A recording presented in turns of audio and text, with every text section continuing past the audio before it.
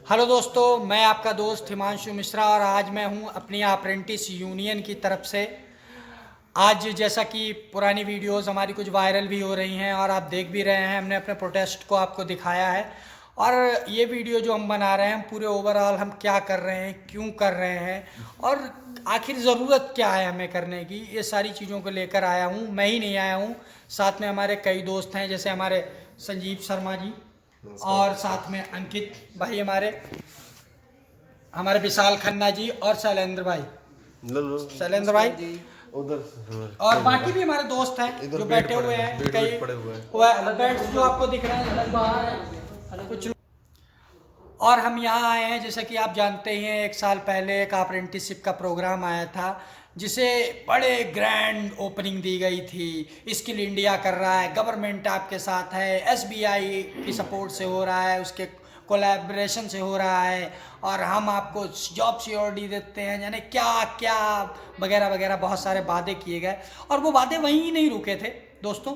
हम लोगों ने जब जिस ट्रेनिंग सेंटर में आरसेटी जो एसबीआईज़ की हैं चंडीगढ़ सर्कल के अंदर, हम लोगों को अलग अलग आरसेटीज़ में ट्रेनिंग दी गई पूरे चंडीगढ़ सर्कल की, तो वहाँ पे हम लोगों को वहाँ भी वादे किए गए। केवल तिवाना सेंटर्स जहाँ हम लोगों का इनॉग्रेशन हुआ, बड़े बड़े वादे किए गए, वहीं नहीं हुआ।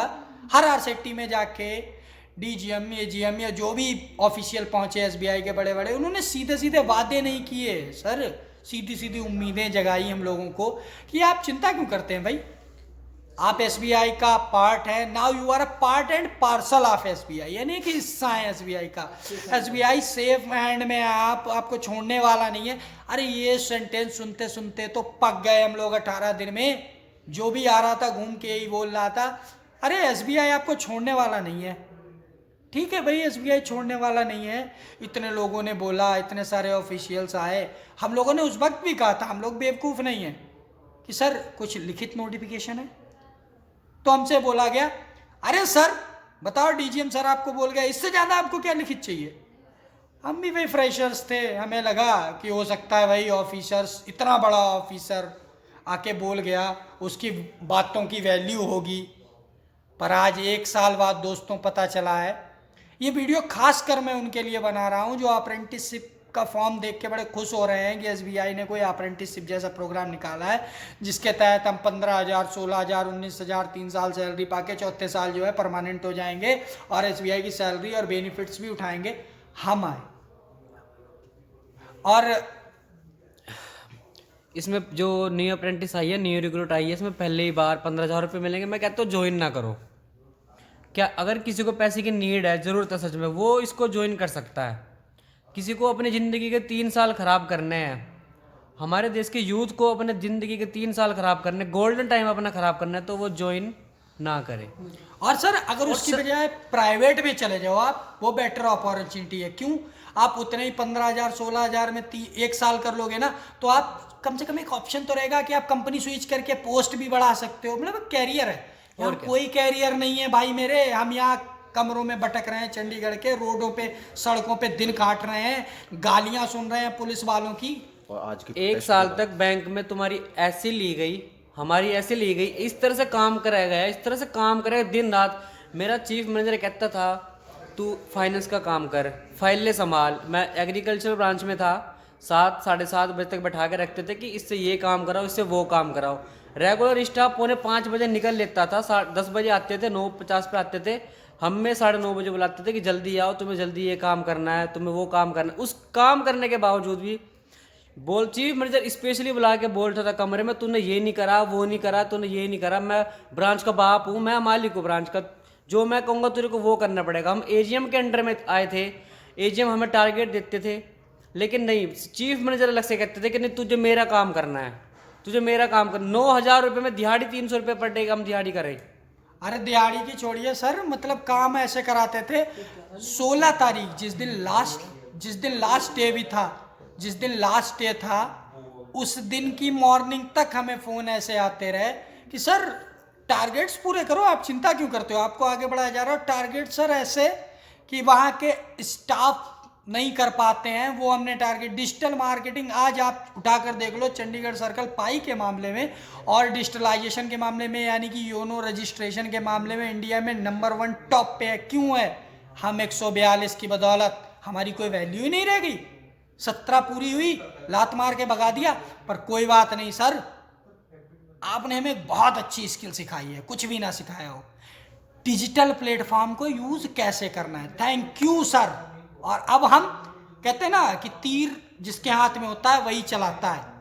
ये मायने रखता है कि धनुष किसका है। तीर तो भैया जहाँ निशाना लगेगा वो लगेगा। डिजिटल प्लेटफॉर्म में यूज करना आपने सिखाया, अब किसके खिलाफ होगा वो अब हम डिसाइड करेंगे। Thank you friends. और जाते जाते एक बात और समझिए, सरकार का ये प्रोग्राम था कि हर भारत का नागरिक, भारत का यूथ स्किल हो। क्या करें? ठीक है, हम प्लम्बर हैं या हम सिलाई कढ़ाई मशीन, हमसे हमने कपड़े सिलाई वाला प्रशिक्षण लिया क्या यहाँ पे? फैक्ट्री भी खोल ये लेंगे। बैंक है, या हम प्लम्बर होते हैं, मतलब पाइप वाइप जोड़ लेते, वेल्डर होते, वेल्ड करने की मशीन कर लेते। हमें बैंक फाइनेंशियल सिस्टम दिया गया, FIMM ब्रांच में दिए गए हम, financial inclusion and micro market. और उस स्किल का करें क्या? हम क्या बैंक तो करें? खोल हम नहीं बैंक सकते। खोले क्या अपना? हम बैंक खोले। ठीक है, दे दे SBI में इतना लोन। जिस ब्रांड ने हमें ट्रेनिंग दी, 747 वैकेंसी थी, 147 ने ज्वाइन किया, 737 मुश्किल से 150 बच्चों ने ज्वाइन किया। कट पिट के 140 रह रहे हैं। 140 लोग अगर यही हमें परमानेंट नहीं करते हैं, यही हमें जिसने हमें ट्रेनिंग दी, अपने ट्रेन बच्चों को, ट्रेन एम्प्लॉय को ये ब्रांड SBI ने रख रहा है, तो दूसरे बैंक कैसे क्यों ऐसा रखेंगे? वो करेंगे? सब क्यों कहेंगे जिसने रखेंगे? आपको ट्रेनिंग दी उसे आप पे बिलीव नहीं है, हम कैसे हम करें? कैसे रखेंगे? और तो क्या करें हम? इस स्किल का हम क्या करें? और क्या करेगा इस भारत देश का नागरिक? इस स्किल का क्या करेगा?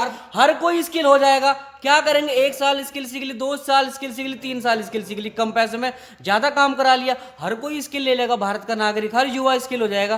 कहाँ जाओगे इसके बाद? माननीय प्रधानमंत्री जी से हाथ जोड़कर विनती है कि इस बैंकिंग स्किल वाले प्रोग्राम को तो भैया बंद करा रद्द दीजिए ही करो। सर।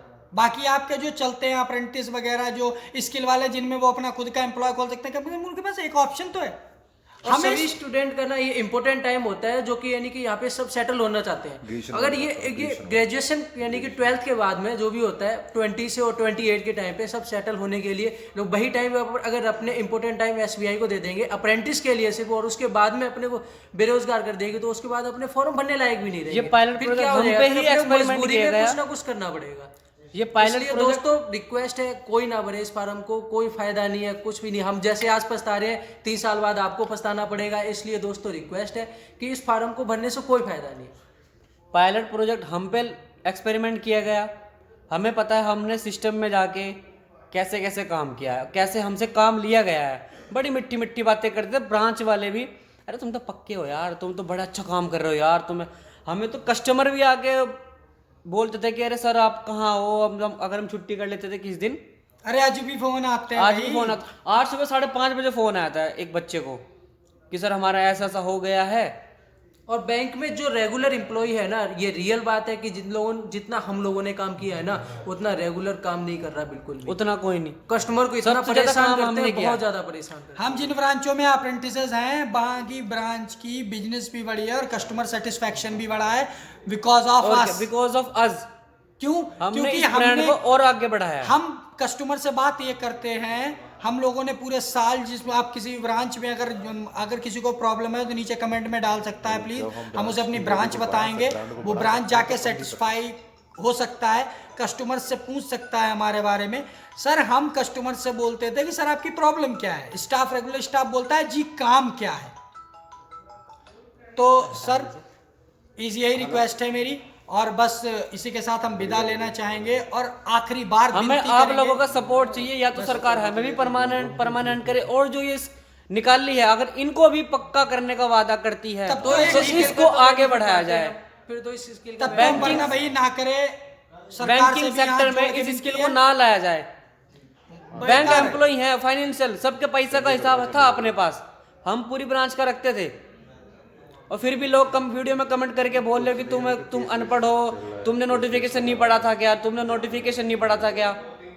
नोटिफिकेशन की बात अलग होती, काम की बात अलग होती है। हम ट्रेन है, हमें ट्रेन किया गया है इस काम के लिए। नोटिफिकेशन भी पड़ी थी भाई साहब, और हमने वाद्य भी सुने थे, हमने वादे भी सुने थे। एजीएम डीजीएम के बाद कोई CGM मखौल भी, नहीं होते। CGM भी। अरे तुम लोग CGM और यहाँ तक कि बोल के गए। सिक्योर हाथों में हो। जबकि और एसबीआई हाँ, बैंक के चेयरमैन भी यही बात बोल के गए थे प्रेस में, उसमें न्यूज़पेपर में आया कि ऐसे कि यानी कि और जो वो भी भी उस नेक्स्ट टाइम पे वैकेंसी जिस टाइम आएगी। हमारी ज्वाइनिंग हुई थी, ऐसा नहीं था कि उसके बाद उन्होंने प्रेस मीट की हो। हमारी ज्वाइनिंग उधर हो रही थी, उधर प्रेस मीट अगले ही दिन आई थी।